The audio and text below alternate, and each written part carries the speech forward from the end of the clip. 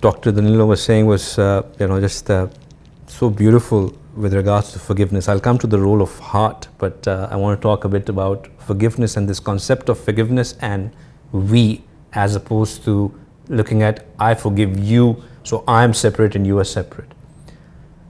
Rasulullah taught that none of you can be a believer unless you wish for your brother that you wish for yourself, right?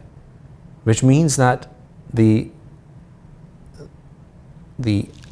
very belief of a person is dependent on having this mindset of us and not thinking as you and I as two separate bodies, wishing for someone that you wish for yourself, right? And that when you think like that, it is so easy to forgive, because you know that in that person's shoe you could have easily made the same mistake. In that person's position, the same emotions could have come out of you, making the other person feel as you're feeling right now.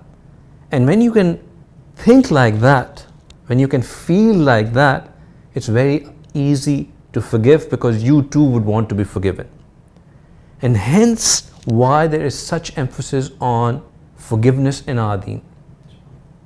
There is a lot of emphasis on forgiveness in our deen.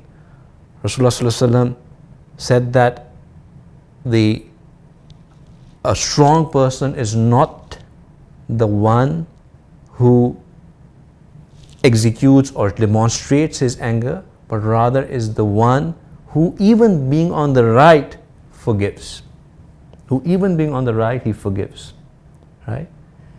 Rasulullah said that we should forgive people's fault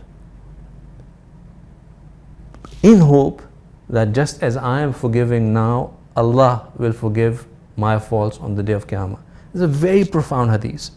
This reminds us again that we too are vulnerable. We too have to go and stand in front of somebody. If we are going to be that I'll never forgive that person, I'll never do this, we should keep in mind that there is somebody who I have to be answerable for. If I just forgive right now, there will be somebody much powerful on a very important day who will be forgiving me as well. Shaykh Bilal, I also wanted to ask you about this element of forgiveness, where in the most difficult times, we've spoken about the time of Taif, when our Prophet Muhammad ﷺ was so badly treated by the people of Taif.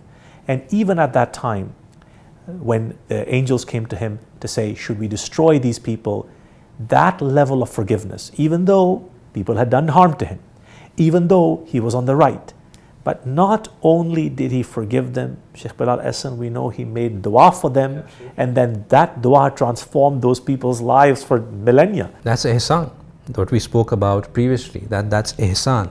To do something, not only forgive people, but also do something better for them. And there can be anything better than the Prophet ﷺ making dua for someone, because that is an accepted dua, and we saw it, that how Taif got transformed later on.